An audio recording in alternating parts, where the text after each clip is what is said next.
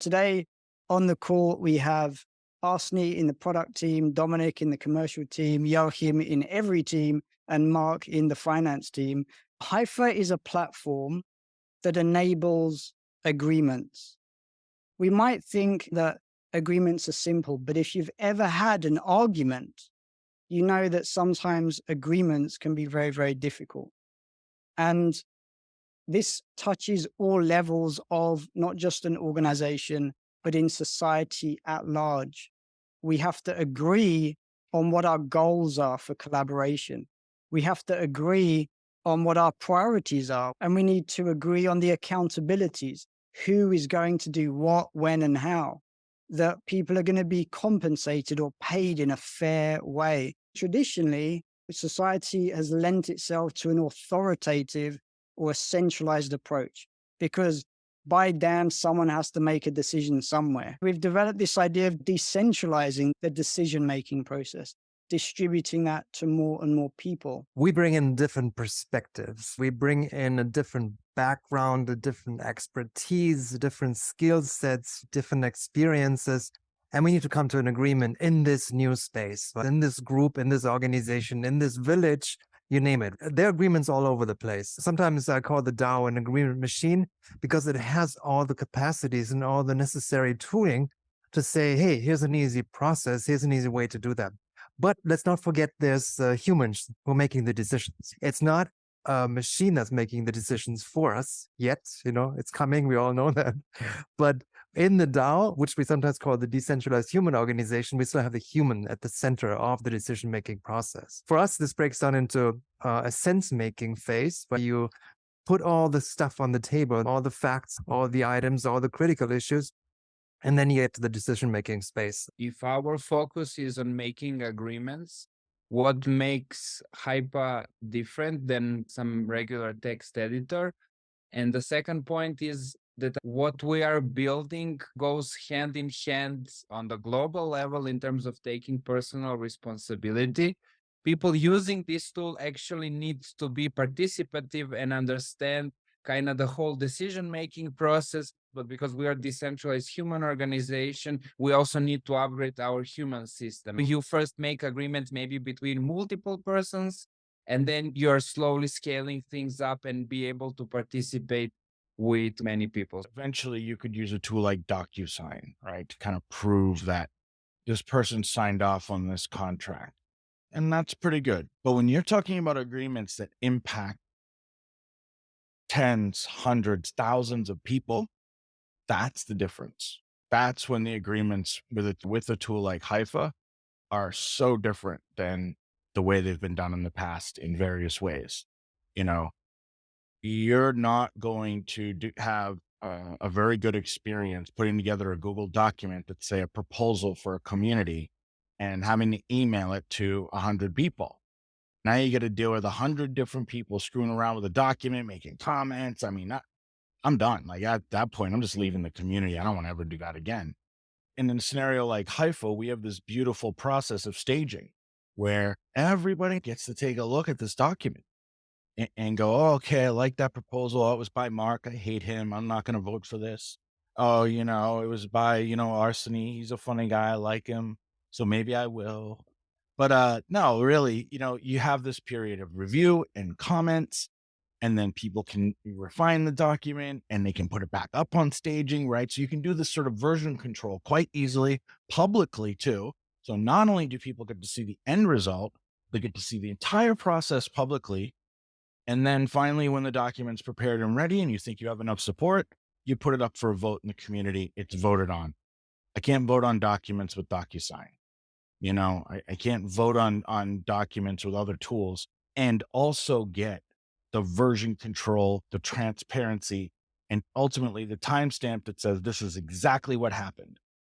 The more advanced process really lends itself to these larger scale conversations, larger scale agreements, multi-stakeholder agreements, and then especially agreements across people who have variable interests, like a group of communities, right? Trying to reach consensus. That's impossible as far as I know with any other tool out there. Like, I don't know how you would do that. Right now, if I'm sitting here going, I want my HOA, housing association, to form agreements with the other 5 HOAs surrounding.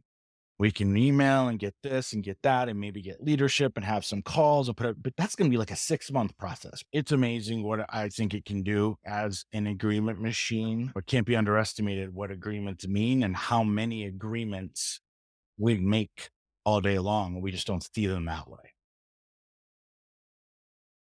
DocuSign is basically between two parties. And what we do is enable multi-stakeholder, where those multis of stakeholders can be thousands and different types of associations and a lot of complexity.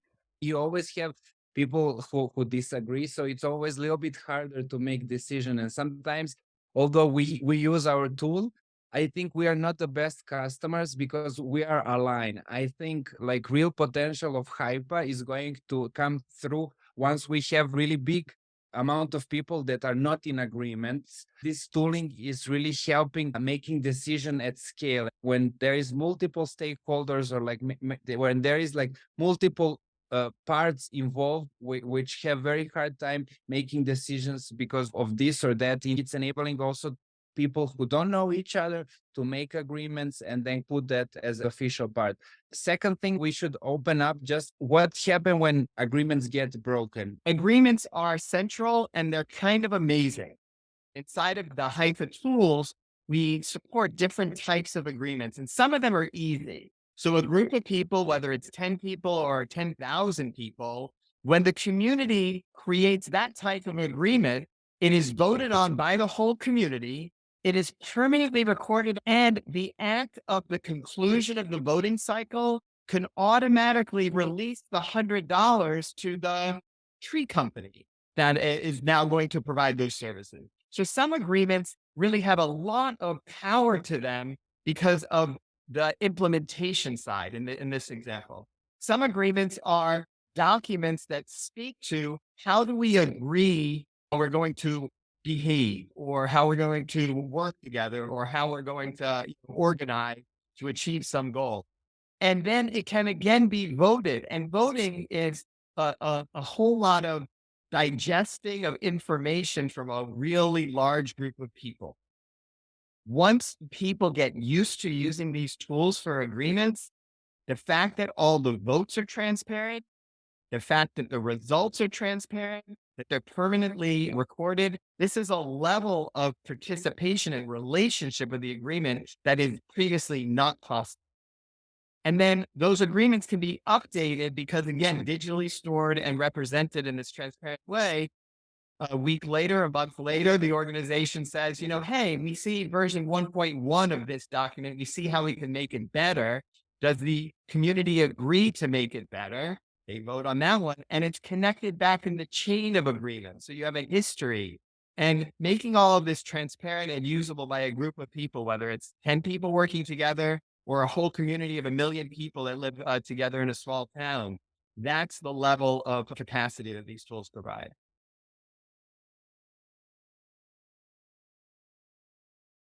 Thank you. I want to talk a little bit about how Hypha was able to, make these agreements over its 4.5 years of working together in a decentralized environment. We made, believe it or not, over 1,000 decisions that we put online. Each one as a separate proposal, carefully vetted, carefully put out there, staged, as Dominic mentioned, and then voted upon. Each one is a record. It's a transparent record. It's an open record. It's a visible record that you can come back to at any time and say, okay, that's how we agreed upon this decision. We don't have to discuss it anymore unless there is an extension, right, of the agreement. You can always come back and propose an addendum, an additional feature or request, and then redo the whole process again. Compare that to centralized organizations. They look like this, right? And that means these agreements, these decisions, have to float to the top. And as you can see, it gets narrower and narrower towards the top. So people on the top, they're really overloaded with all these agreements and decisions they need to make on behalf of the organization. We're saying we are a decentralized organization. We're pushing these kind of agreements and decisions towards the edges of the organization. What does that mean? So that means that we find the right domains, the right circles, the right groups that are accountable and really knowledgeable about the decision space, right?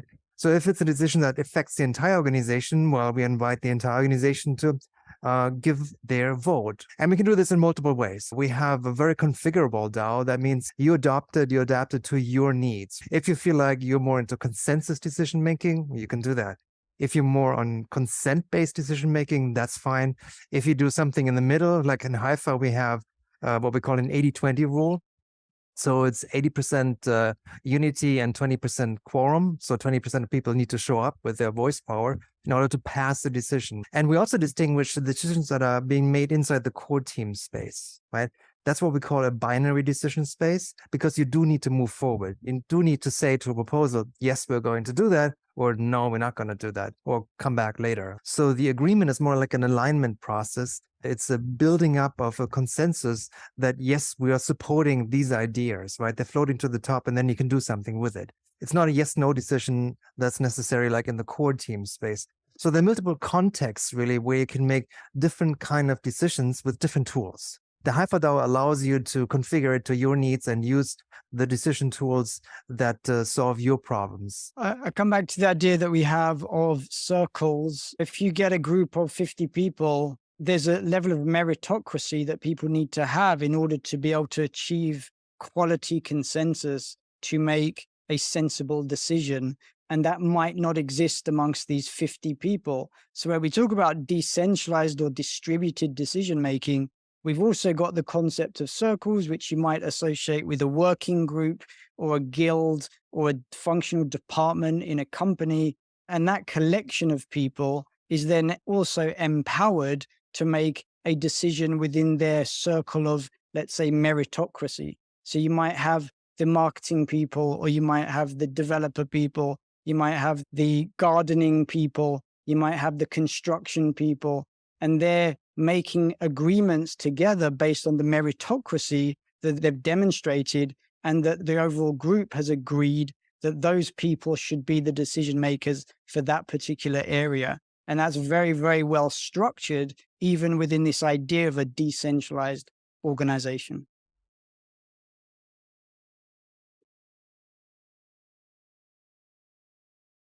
I think there's some important points in there about agreements too. When you start talking about, Joachim referred to some of the things that happen within a core team.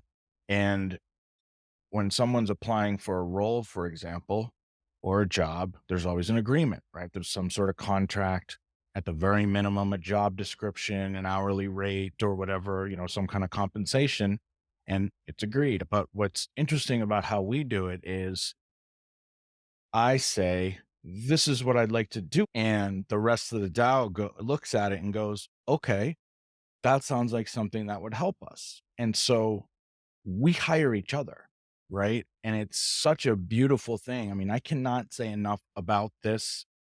This here to me is one of the absolute diamonds of this structure and component of most DAOs. But even if someone were to use our software and didn't want to necessarily form a full DAO and only wanted to use that one element for their team, which is that the team was now going to start hiring one another, creates this amazing buy-in from everybody. The whole principal agent problem, getting people to take ownership. Well, in my experience, if you want people to take ownership, the best way to do it is for them to hire each other.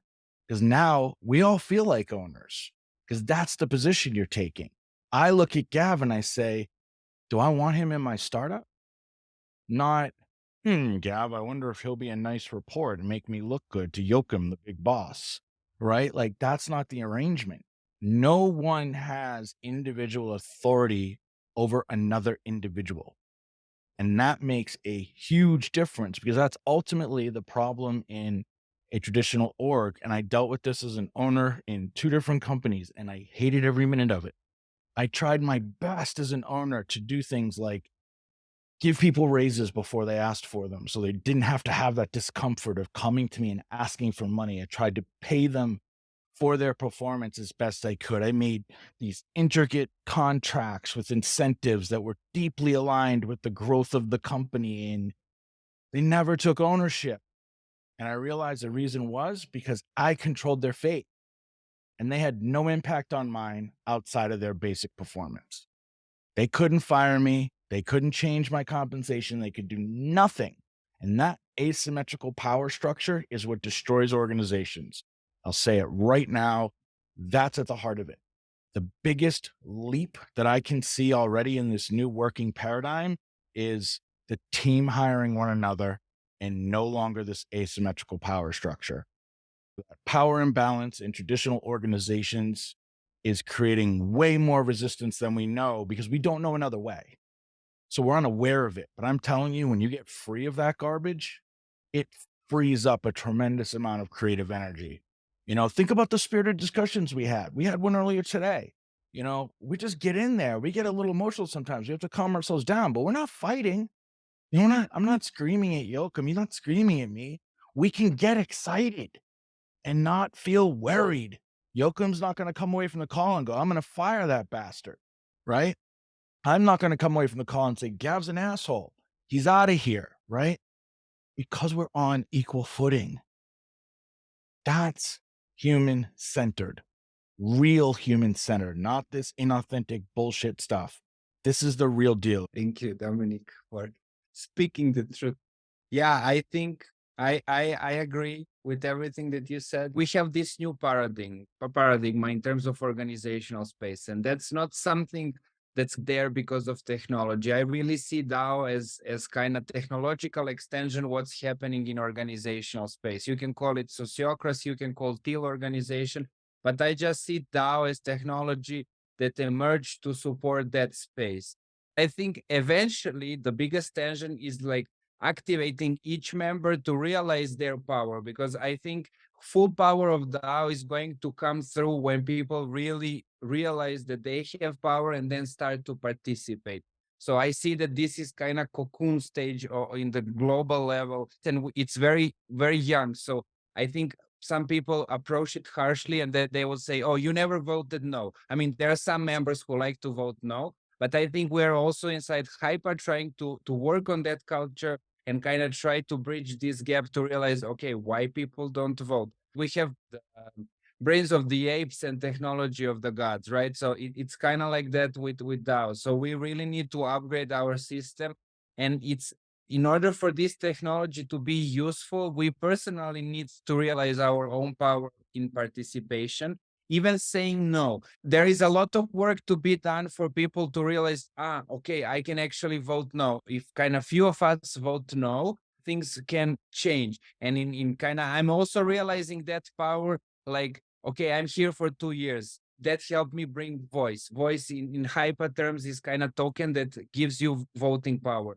Jerry is there also for some time. Technically, for some proposal, if me and Jerry vote no, they will not pass. That's kind of how. And then I think because we never felt this need because we are currently aligned. So that's kind of double-edged sword, right? Because we're kind of aligned, so we are not able to fully sense the power of of what we are building. For these people who are kind of a little bit maybe skeptical about all of this, I think it requires a lot of activation inside the team and kind of work with people to realize, okay, I really have power to do things, and how this whole making agreement works. It needs really to start with your understanding of your powers in this whole process. Gav. A synonym of making better agreements is making better decisions. You're making agreements on the basis that together, collectively, you're deciding, whether that be deciding on what goals to have, deciding what the priorities are, make decisions to be more effective, to be better what we're doing. And anyone who's had to manage numbers of people, as I have in earlier parts of my career, 20 people at a time, I want them to make better decisions. That's one of the challenges of a manager, is not that the manager wants to make all of the decisions. The manager wants people to feel and be empowered to make better decisions themselves or as a team. So it takes the pressure off of that bottleneck of that pyramid structure. The person at the top is overwhelmed. Joachim and Dominic, you've both expressed that even just on this call. It's really worth highlighting that the people at the top don't necessarily want all of that responsibility and pressure and difficulty. It's next to impossible to be able to make so many decisions for what all of the rest of the stuff has to happen. So it's amazing that we're liberating the people in those positions of authority or leadership to be able to give a lot of that over to the people in their group, in their team. This applies to startups. It applies to service businesses. It applies to farms. It applies to construction companies, to impact projects, whatever shape or form they have. We're talking about innovation hubs, university communities that want to do something. They want to decide on a school trip or whatever it is. Civil governance, how local towns and communities and cities make better decisions with and on behalf of their citizens. Any type of group or community. And the list of use cases is as far as people needing to make better agreements and decisions.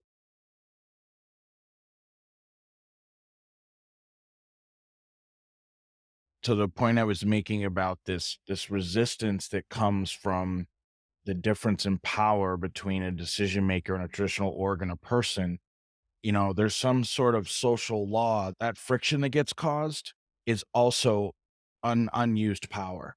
It's unused creative power that's stuck.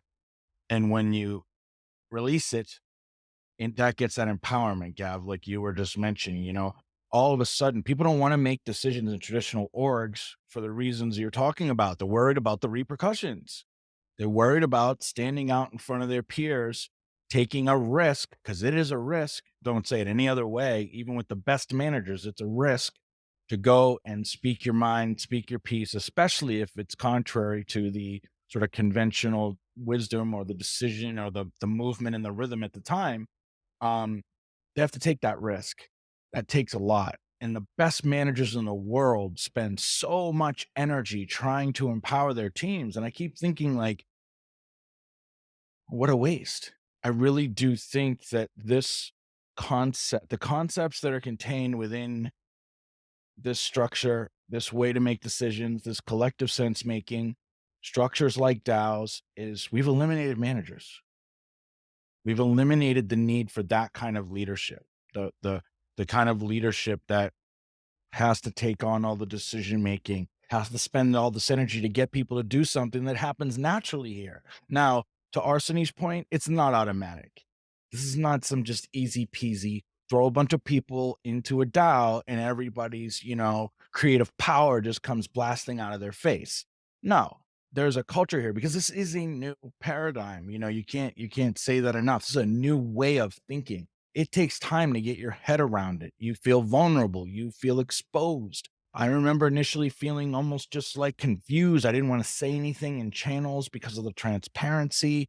I didn't know about putting my role. I was really nervous. I wouldn't get it perfect and it wouldn't get voted in. But after you get over this initial shock, really, to some degree, and it is a little bit of a shock, you start to feel that power grow. And it's like, oh, well, I'm not so worried about what I'm saying because if I sit here and think about it, I'm not a dishonest person. If you're a really dishonest person, run from this environment because it's not going to be good for you. It's not going to go well. If you're the type of person who loves to just talk behind people's backs all the time and then say nice things to their face, get out of here. This is a terrible environment for you. This is a place where you have to be comfortable being yourself somewhat. But I also think that if you take the consciousness in an organization like this and bring people in, and we're experimenting with this now and we have a long way to go, but the onboarding definitely needs to be about an empowerment stage, explaining to people this new power that they now have, helping them understand, letting them ask you scenarios. What happens when I piss off Dom? He seems like a loud guy. He's always just talking in meetings. I don't know. He looks like he has a lot of voice. Like, is he going to get a big cabal of people to vote against me? It's like, whoa, wait a minute. No, relax. That's not how this and but to get people comfortable with it, I think what was formerly resistance and cost now becomes sort of resource and creativity that's unleashed. And I mean, as these things start to scale, I think you're going to see some of the most value creating organizations the world's ever seen. I don't think that's too much of a statement. I think we're going to see that. There's so many great parts of this conversation there.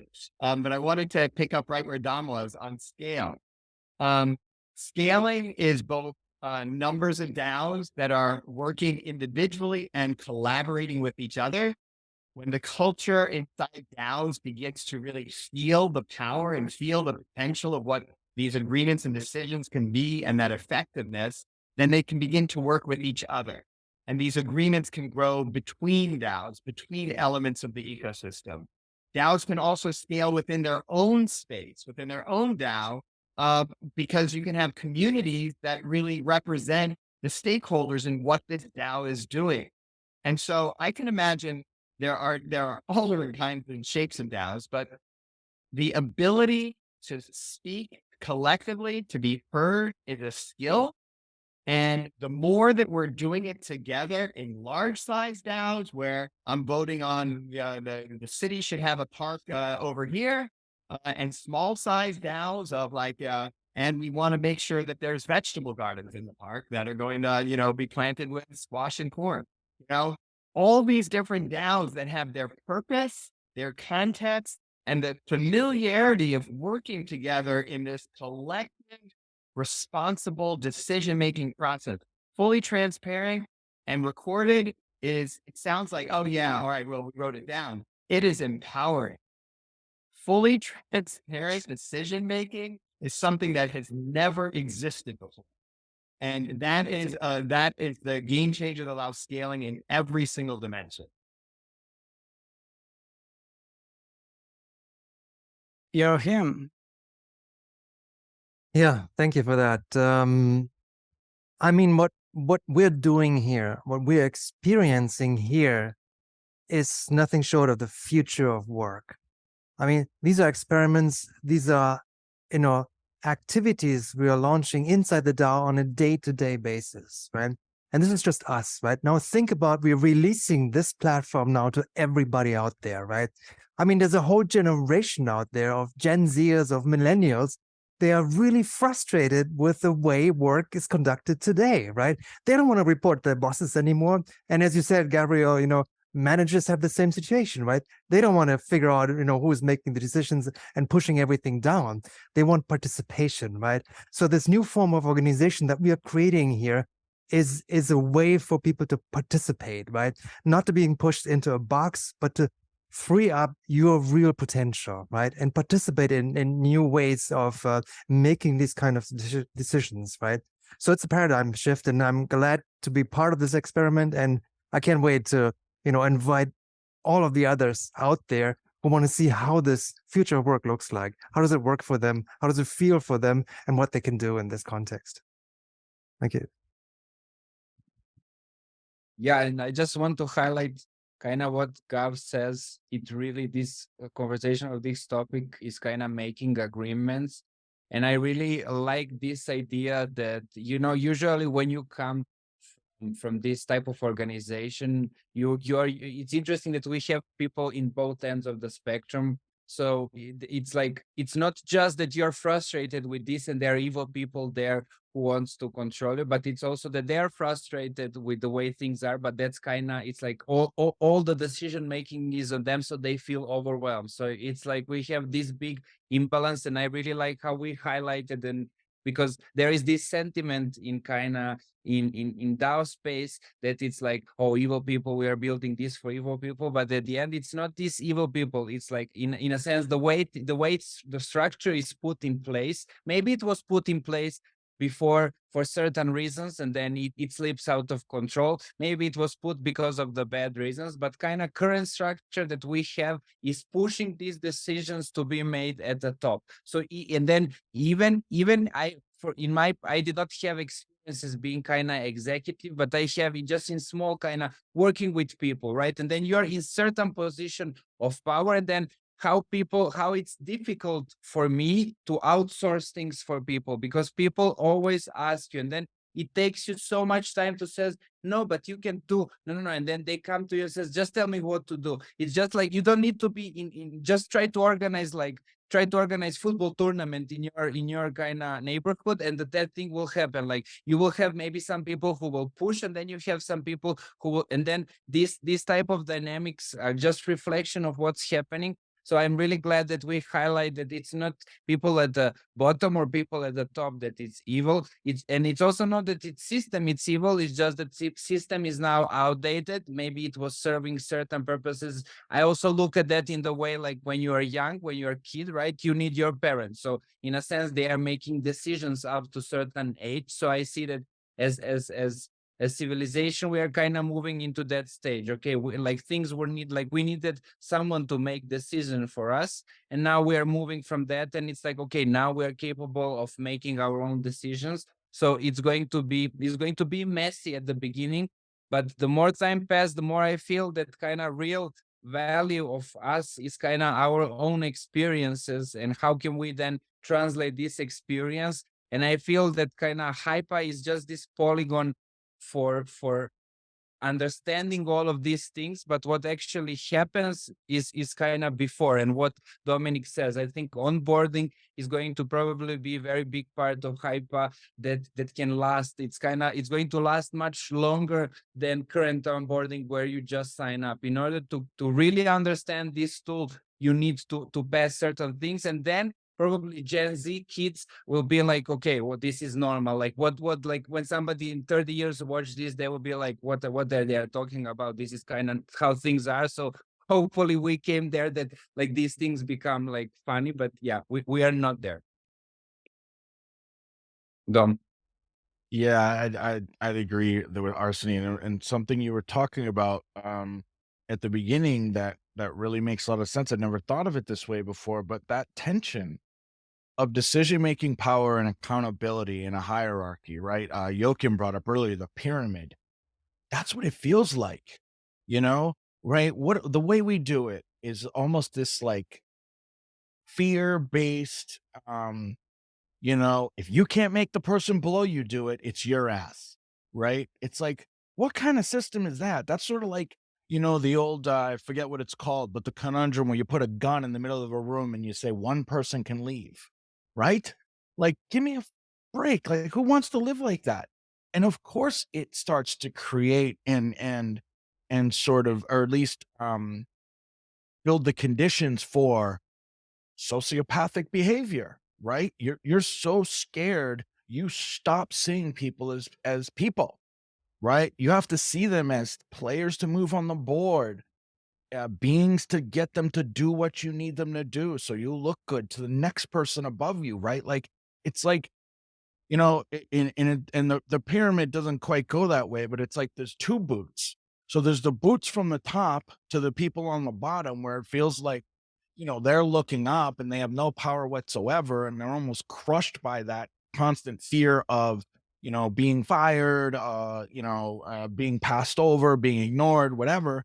And then the people on the top, the thing almost reverses, and they feel the weight of every person below them crushing them down, going, well, if that person starts screwing up and they screw up and they screw up, oh my God, this chain reaction is going to come to me. Because you always hear this thing when you're the CEO, right? You're the ultimate person to blame. You're to blame. No matter what anybody does in your company, you're to blame. Does that make any fucking sense? Like, why is that true? Why would I I couldn't stand that. No, I always did that because that's what you're expected to do. And if I don't go and take the bullet, publicly or even privately, I'm going to lose the faith of the people on my team. And that's the only thing holding us together. So, I consistently did that, or at least I hope I did. I think I did. But I always thought that was absurd. How can I take on the responsibility for an entire organization's activities? I mean, talk about stress. Who wouldn't be stressed when you have 35 of the most crazy variables that we are aware of, human beings, working for you. And any one of those people, with all of the complexity of being a human, makes a mistake, it's on you. Who's going to take that job?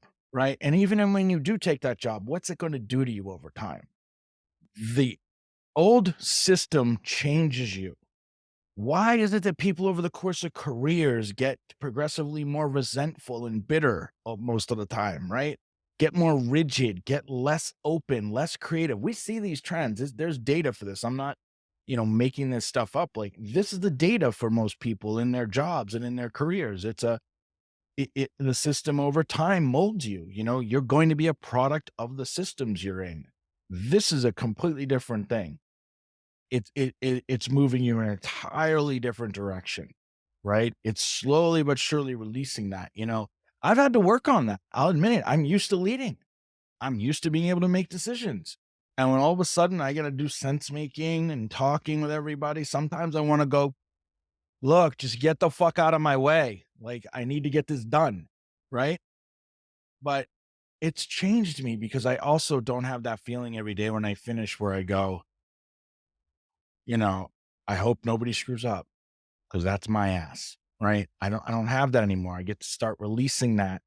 And what I've found over time, and especially as we've begun more as a team to do some important things, which I think to all of you out there in remote teams, talk more, talk more, talk more, talk more. You need to talk to everybody on your team on a regular basis. It helps, but it starts to feel more like a family. And we have our squabbles, we have our things, but underneath it all, there's a bond. There's a bond that forms over time of mutual trust, mutual respect, right? Hey, we're in this together, right? Because I don't control you and you don't control me. And I'm not directly responsible for what you do, and you're not directly responsible for what I do, but we're collectively responsible for the outcome. We're collectively responsible for Hypha. And you also feel that you're in it when you are a custodian, you are a steward, because the way this organization works, I can leave and someone can come in and so on, and there's legacy and there's a lot that goes to it, but it's very much a living thing. And I think that whereas a traditional corporate model leads you toward feeling like you're in the military by the end, maybe this leads you towards feeling like a family. I'm not sure which one you want to be in, but I'm not a military guy. Yeah, if I can leave one closing thought here. I mean, you have to experience this yourself. We can talk about this obviously all day long, right? But unless you feel it, you sense it, you work in it yourself, you won't know how it is, right? We can write books about it. It doesn't help to really experience it and see how it works with your organization, with your teams out there. So we really invite everyone out there to just try it out. It doesn't mean you have to convert your organization into this new thing, right? Scary thing maybe for many, right? You can just try it out, see if it works for you for a week or two, right? Invite a few other colleagues into this space, right? Friends, if you build a community here, and see if you really can replicate this similar sensing, decision making and sense of family here, really, that we're creating together here. Thank you.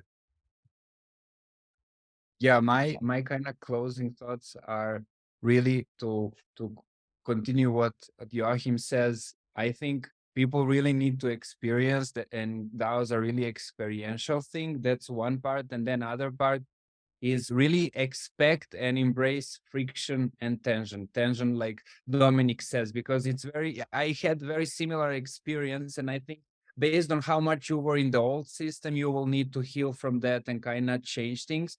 And I think DAO is a really good vehicle for that. So I imagine that people will jump into that and then they will say, but it's very slow. And I think these are the moments that you really need to embrace. And hopefully we are also building structure in place so that we have community, and we're like people from our community are able to jump in, but expect these things to happen and kind of really embrace them and try to figure out why that happened. Because I also had very similar experience onboarding onto Hypa.